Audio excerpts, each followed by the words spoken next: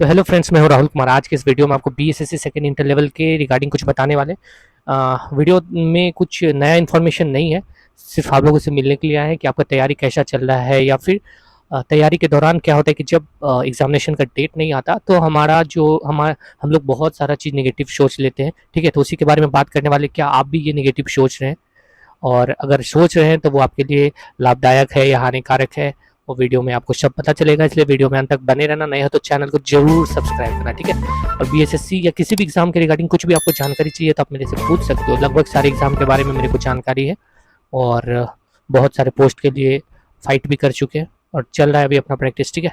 बाकी बात, एक खुशखबरी है कि अभी फिलहाल हम घर से दूसरे स्टेट में वर्किंग कर रहे थे वो एज अ पोस्टल असिस्टेंट, लेकिन कल ही मेरा ट्रांसफ़र भागलपुर हो चुका है। तो अब 1 से 1.5 महीने के, मतलब नवंबर लास्ट तक में हम भागलपुर चले आएँगे। ये भी मेरे लिए एक अच्छा खासा खुशखबरी है जो कि आप लोगों को सुना दी, या फिर जो भी भागलपुर से मेरा वीडियो देख रहे होंगे तो उनसे मुलाकात बहुत जल्दी होगी, ठीक है। तो चलो वीडियो स्टार्ट करते हैं। सबसे पहले देखो कि आपको जैसा पता है कि एग्जामिनेशन डेट अभी क्लियर नहीं हुआ, लेकिन मेरे हिसाब से हम हमेशा बोलते हैं कि 14 नवंबर तक एमटीएस का एग्ज़ाम चल रहा है। वो आपको भी अभी पता चलता होगा। तो 14 नवंबर तक चलेगा, तो फिर तो उस टाइम तक होना नहीं है एग्ज़ाम। इसलिए आप जो है उसके 10 दिन, 15 दिन, 20 दिन के अंतराल में मान के चलो कि वो आपका एग्जामिनेशन का डेट रहेगा, ठीक है। तो जब एग्ज़ाम लेट हो जाता है, मेरा भी लेट हो जाता था, तो नेगेटिव पॉइंट्स क्या-क्या मन में आता था। सबसे पहला नेगेटिव पॉइंट्स जो हमको बहुत पीछे कर देता है कि जब एग्ज़ाम नज़दीक आएगा तब अच्छे से मॉक टेस्ट लगाते हैं। अभी लगा लेते हैं, दिन भर में 1-2 लगा लेते हैं, ठीक है। इस तरह का दिमाग में आता है, जबकि ऐसा नहीं सोचना है, ठीक है। एकदम प्रॉपर वे में जो रेगुलर जिस तरह से पढ़ना चाहिए, प्रॉपर तरीके से 2 शिफ्ट में आपको टाइम को बाँटना है। 1 शिफ्ट में वो पढ़ना है जो आप जानते हो, 1 शिफ्ट में वो पढ़ना है जो नहीं जानते हो, ठीक है। तो ये अभी इतना दिन से आप तैयारी कर रहे होगे तो आपको पता चल गया होगा कि आप क्या जानते हो और क्या नहीं जानते हो, ठीक है। तो सिर्फ प्रैक्टिस डेली करना है, साथ में 2 शिफ्ट में आपको घंटा बाँटना है। जैसे 8 घंटा पढ़ रहे हो तो 4 घंटा आप जो जानते हो उसमें दो, 4 घंटा जो नहीं जानते हो उसमें दो। तो इस तरह से आप टाइम बाँटोगे तो आपको बहुत फ़ायदा होगा। और देखो, हम लोग मीडियम फैमिली से हैं और कुछ अलग हमारे पास गुजारा नहीं है। ऐसा नहीं है कि हाँ चलो एग्ज़ाम नहीं देंगे, लेट से आ रहे हो तो तुमको देंगे ही नहीं, ऐसा भी नहीं कर सकते। जब ऐसा नहीं कर सकते हैं तो फिर हम लोग पढ़ने में क्यों कतई करें, ठीक है। क्यों टाल-मटोल करें? पढ़ना तो बहुत ज़रूरी है, सिलेक्शन भी चाहिए, चाहे कितना भी। देखो बीएसएससी के एग्ज़ाम कितना भी लेट हो जाएगा तो ऐसा तो नहीं है ना कि आप नहीं देने वाले हो, उसको छोड़ दोगे, नेग्लेक्ट कर दोगे, ऐसा भी नहीं है, देना तो है ही। तो इस वजह से पढ़ना वैसे ही है, जब तक देखो, जब तक नहीं होता एग्ज़ाम, पढ़ना इस वजह से कि हमको सिलेक्शन लेना है। और एक चीज़ और अच्छा है कि अगर आप लगातार ज़्यादा टाइम तक पढ़ोगे तो आपको मेंस के लिए उतना लगना नहीं पड़ेगा, ठीक है। देखो, सफल स्टूडेंट और असफल स्टूडेंट में यही फ़र्क होता है कि सफल स्टूडेंट जो है एकदम रेगुलर प्रैक्टिस में रहता है, और असफल क्या होता है, आज 10 घंटा पढ़ लिया, फिर 2-3 दिन 2-3 घंटा चला, फिर 5वाँ छठा दिन 10 घंटा पढ़े। तो ये वाला स्टूडेंट को क्या होता है, हमेशा असफल हो जाता है। और एक है कि 6-7 घंटा डेली पढ़ रहे, डेली पढ़ रहे, डेली पढ़ रहे, डेली पढ़ रहे, तो उसका सिलेबस भी सही टाइम पे खत्म होता है, सब कुछ सही टाइम पे खत्म हो जाता है। लेकिन टाल-मटोल अगर आप करोगे और सोचोगे कि सिलेक्शन हो जाए तो कैसे होगा, एक सीट के लिए 40-40, 60-60 लोग, 12,000 सीट है, 20 लाख फॉर्म गिरा, आप ही डिवाइड करके देख लो कितना गुना है, लगभग 100 गुना के लगभग आपको फाइट है। तो कैसे होगा, एक सीट पे 100 लड़का को अगर आपको हटाना पड़ेगा तो आपको तो कुछ अलग करना ही पड़ेगा ना। आप ऐसे टाल-मटोल करके चलोगे तो फिर तो बहुत दिक्कत है। पहला है।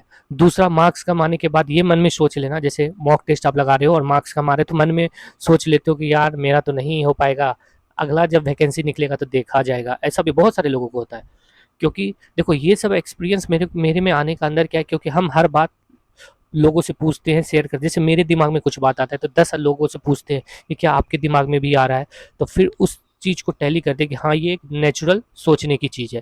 तो ये भी जो हम बोल रहे हैं वो नेचुरल सोचने की चीज़ है, लेकिन यही सब चीज़ पे काबू पाना है। जैसे कम मार्क्स आता हो, जैसे गर्ल्स कैंडिडेट है, किसी को 75-80 आ रहा होगा तो उनको लग रहा होगा कि मेरा नहीं हो पाएगा, या फिर बॉयज़ कैंडिडेट है जिसको 80-85 आ रहा होगा, उसको लगता होगा कि कट ऑफ 110-115 जाएगा, तो अभी 40 मार्क्स है, 30 मार्क्स है, कैसे आएगा। गर्ल्स कैंडिडेट वैसे ही सोचती होगी कि 90-95 कट ऑफ जाएगा, मेरा 65-70-75 आ रहा है तो कैसे होगा। जबकि आप इतना जान लो, एक एक बॉर्डर होता है, ठीक है। बॉर्डर के आप करीब पहुंचोगे तो 60-65 मार्क्स ही आएगा, या बॉयज़ कैंडिडेट है तो 80-85 ही आएगा। आप सोचो कि बॉर्डर के करीब हो, इस बॉर्डर को पार करने में आपको रेगुलर 1 महीना पढ़ना पड़ेगा। जैसे ही ये बॉर्डर क्रॉस हुआ, 1 महीना और 1.5 महीना रेगुलर करे, अभी भी आपके पास सोचो कि 1-1.5 महीना है ही, 30 दिन इसमें है, 14 दिन उधर है। उसके बाद जब भी होगा तो 14 तारीख के नवंबर के बाद भी ही होगा, 44 डेज़ है।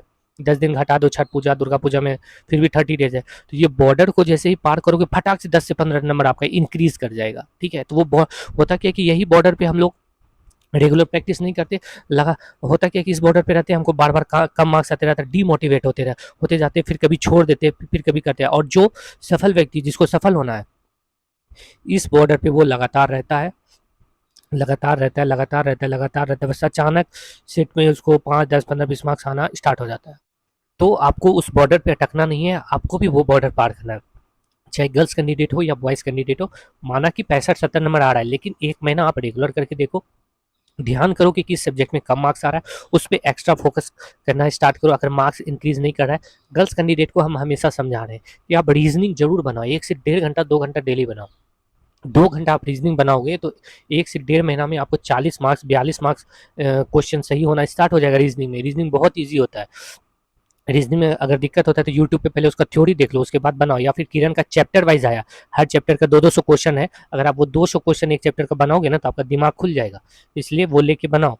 गर्ल्स, खास करके गर्ल्स कैंडिडेट और बॉयज़ कैंडिडेट भी रीजनिंग को सब नेग्लेक्ट करके चलता है। इस वजह से, जैसे मेरा क्या था, मेरा जीके उतना अच्छा नहीं था, लेकिन हम रीजनिंग को एकदम परफेक्ट बना के चले थे। मेरा 47 45 तो सही होना ही होना है किसी भी हाल में रीजनिंग, ठीक है। और मैथ्स भी थोड़ा ठीक था, तो 22, 23, 24, 25 भी सही हो जाता था, कभी 23 भी, कभी 22 भी, इस तरह से सही होता। तो लगभग ये दोनों मिला के 75 में 67 68 तो क्वेश्चन सही हो जाता था। तो अब मान के चलो कि 100 कट ऑफ अगर जाएगा, 68 मेरा इसी में सही हो गया, तो अब 32 क्वेश्चन सही करना है। तो 50 क्वेश्चन में अगर जीके में, क्योंकि 10 लल्लू क्वेश्चन तो 10-15 रहता ही है जीके में, 10-15-20, तो उतना भी एकदम नहीं था कि 20 क्वेश्चन, 25 क्वेश्चन, 50 क्वेश्चन में नहीं सॉल्व कर पाए। 25 क्वेश्चन सॉल्व कर लेते थे, 5-6 करंट हो जाता था, तो उधर से मेरा सिलेक्शन हो जाता था। इसलिए तैयारी इसी तरह से करो तो आपको फ़ायदा होगा। देखो, बार बार वीडियो बना के बता रहे, बहुत सारा लोग निगेटिव कमेंट भी करते हैं कि व्यूज़ के लिए कुछ भी करा है, ये करा है। देखो भाई, मैं आपको अब समझाता हूँ कि ये जो हम वीडियो बना रहे हैं, ये मेरा शौक है, इससे मेरे को कुछ चलता नहीं है। मेरे को ऑलरेडी 60,000 के लगभग सैलरी आती है मंथली, ठीक है। नहीं तो आप बोल देना, मैं आपको सैलरी स्लिप दिखा दूंगा। तो मेरे को ऐसा नहीं कि आपको वीडियो बनाते हैं तो मेरे को बहुत ये वो आता है, वैसा कुछ भी नहीं है। बस एक शौक है, बहुत सारे लोगों को देखे हैं एक यूट्यूब फैमिली बनाने का, तो मेरा भी मन हो गया, मेरे पास भी नॉलेज है, तो हम सोचे आप लोगों के साथ शेयर करके हम भी एक यूट्यूब फैमिली तैयार करें, ठीक है। बाकी बात जो नेगेटिव करता है उसके लिए मेरे को कोई दिक्कत नहीं है। तो चलो, ये सब बात है। अब नेक्स्ट क्या प्रॉब्लम है कि हम लोग हमेशा कंपैरिजन करते हैं दूसरे से, हमेशा। आप जैसे यूट्यूब पे सर्च करते होगे, या बहुत सारे दोस्त मित्र जो भी है इधर उधर मॉक टेस्ट दे रहा होगा, या कोई फ्रेंड आपका पटना में पढ़ रहा होगा, तो उससे पूछते होगे कि बीएसएससी का तैयारी कर रहा है, क्या चल रहा है वहाँ, या फिर अब आसपास ही है, आपको लगता हो सामने वाला तेज है, आप कमज़ोर है, तो उससे आप पूछते होगे कि क्या चल रहा है, नहीं चल रहा है। तो आप उससे मॉक टेस्ट के बारे में पूछते होगे कि आपको कितना नंबर आ रहा है, तो वो आपको आ रहा है मान लो 70, 75, 80, वो आप बताएगा कि हमको 120 आ रहा है, और वो आपको इस तरह से भी डराएगा कि अरे यार, हमको तो 120 आ रहा है, लेकिन मेरा जो दोस्त पटना में पढ़ा है या उधर उधर, वो तो बताता है कट ऑफ 125 जाएगा। तो इस बात से हम डीमोटिवेट हो जाते हैं, ठीक है, कि कट ऑफ कैसे जाएगा, जब सामने वाले को, जिसको आप तेज समझ रखे हो, उसको 120, 110 आ रहा है, और आप 70, 75, 80 मार्क्स ही ला पा रहे हो, तो थोड़ा सा लगता है, कोई भी डिमोटिवेट होता है। देखो, एक्चुअल में ऐसा बात नहीं है, आप उसके बारे में जानते नहीं, वो आपको सही बोल रहा है कि क्या बोल रहा है, या फिर कुछ लोग डराना भी चाहते हैं, या कुछ लोग खुद को एक्सपोज भी करना चाहते हैं कि हम तुमसे तेज है, नहीं है। तो ये सब बात कभी भी मन में लेके नहीं चलना है, ठीक है। जीवन में हमेशा सोचो कि खुद पे विश्वास रखोगे, खुद के मेहनत पे विश्वास रखोगे, जरूर सक्सेस करोगे।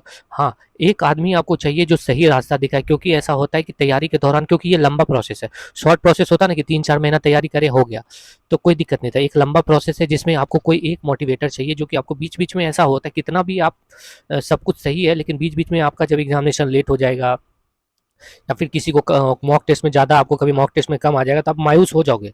आपको लगेगा कि कोई एक ऐसा आदमी होना चाहिए जो कि मेरे मेरे बारे में बताए कि हाँ, मेरे साथ ये प्रॉब्लम हो रहा है, वो कैसे ठीक हो, ठीक है। तो ये सब हमेशा लगता है, तो इसलिए हम आप लोगों के साथ जुड़े हुए हैं एज ए स्टूडेंट।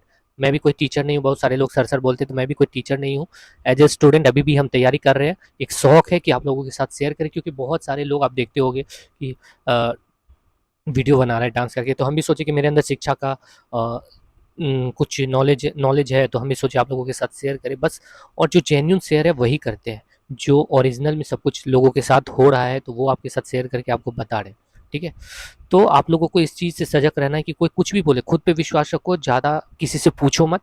और कट ऑफ को ध्यान में रखो कि कट ऑफ पिछली बार कैसा गया था, ठीक है। पिछली बार आप मान सकते हो कि 90 ओबीसी का गया था, इस बार धांधली भी बहुत हुआ था, क्वेश्चन आउट हो गया, तो इस बार तो क्वेश्चन भी आउट नहीं होने वाला एकदम। जब बिहार पुलिस में नहीं हुआ, इसको तो ऑनलाइन कर रहा है, कितना सेटिंग करेगा भाई, कितना भी सेटिंग करेगा तो ज़्यादा नहीं कर पाएगा। इसलिए आप लोग बेफिक्र रहो, बस मन लगा के तैयारी करो, प्रॉपर वे में पढ़ो। जैसे हम स्टार्टिंग से वीडियो में जो मेरा वीडियो देख रहे होगे उसको बताए हैं, मेरा विश्वास है आपका सिलेक्शन होगा। रीजनिंग को एकदम पकड़ के चलना, गर्ल्स कैंडिडेट आपका सिलेक्शन होने का चांस बढ़ा देगा। रीजनिंग को पकड़ के चलना, ठीक है। मॉक टेस्ट वैसे लगाते रहना चाहिए, क्योंकि नया ऑनलाइन आया है तो आपको दिक्कत हो सकता है। बाकी बात, आपको जितना भी मार्क्स आ रहा है उससे के बारे में कुछ सोचना मत, बस उसको इंक्रीज करने की कोशिश करना। फिर से बोल रहे लास्ट में जाते जाते कि कट ऑफ ज़्यादा नहीं जाएगा। जनरल का कट ऑफ 100, 102, 103 ये मैक्सिमम है। ओबीसी का 95 से 100 के बीच में रहेगा। गर्ल्स कैंडिडेट का 90 जनरल का बोल रहे हैं। उसके बाद 2, 4, 5 नंबर सब कम कर लो। कम से कम मिनिमम SC ST का 80 क्वेश्चन रहेगा। मिनिमम गर्ल्स कैंडिडेट का 80 क्वेश्चन रहेगा, ठीक है, और मैक्सिमम 90। और उसी तरह बॉयज़ का मैक्सिमम 105, चलो 102, 3, 4, 5 वो जनरल कैटेगरी का, और मिनिमम 90 रहेगा। तो जिसको भी इतना आ रहा है या उसके आसपास है वो सोच लो आपका तैयारी अच्छा है। और 5-10 नंबर कम है तो वो आप 1 महीने की तैयारी रेगुलर में रहोगे तो आपका हो जाएगा, उतना टेंशन मत लेना। मेहनत पे विश्वास रखो और लगातार करते रहोगे, हो जाएगा, ठीक है। इतना विश्वास करके रखना कि हो जाएगा, हो जाता है। हम भी जब मॉक टेस्ट देते थे ना भाई, तो मॉक टेस्ट में कभी भी अच्छा मार्क्स नहीं आता था। 90, 92, 93, 94, 95 हमको भी लगता था। हम भी सिर्फ प्रैक्टिस रहमान सर के यहाँ करते थे तो उसमें ज़्यादा लड़कों को आ जाता था। लेकिन वो सब लड़का क्या रहता था कि साला 2-3 लोग बैठता था एक साथ मिल के बना लेता था, वहाँ सर के सामने सर के नज़र में अच्छा बनने के चक्कर में वैसा करता था। और हमको 92, 93 आता था। तो वही सब लड़का, जबकि उसको उस समय 110, 115, 120 आ रहा था, वही सब लड़का जब रिजल्ट आया तो क्योंकि साथ में रहता था तो सबका नंबर तो आदान प्रदान हो जाता था। किसी का नहीं रिजल्ट हुआ और मेरा रिजल्ट हुआ था। तो हम जो है जेन्यून जैसे चीज़ है उस तरह पे डिपेंड रहें। किसी चोरी चमारी नहीं, ना झूठ बोलना कि मेरे को इतना मार्क्स आ रहा है। जो आ रहा है 5 नंबर कम करके सोचना कि अगर 95 आ रहा है तो अभी मेरे को 90 ही आ रहा है, 85 ही आ रहा है, मेरा कट ऑफ 100 है, तो 15 नंबर के लिए हमको एकदम दम लगा। लास्ट का जो नंबर है ना वो उसके लिए ज़्यादा दम लगाना पड़ता है। आपको 80-85 तक मार्क्स आ जाएगा नॉर्मल तैयारी के, लेकिन लास्ट जो 15 मार्क्स बढ़ाने के लिए थोड़ा ताकत लगाना पड़ता है, ठीक है। बाकी बात, वीडियो ज़्यादा बड़ा हो गया है, तो आपको अच्छा लगे तो वीडियो को शेयर करना, चैनल को सब्सक्राइब करना, ठीक है। और हमको कमेंट करना कि क्या आपके साथ भी ये सारा प्रॉब्लम होता है क्या, तब मेरे को ऐसा लगेगा कि चलो आपके दिल की बात को हम बोल चुके हैं, ठीक है। चलो बाय।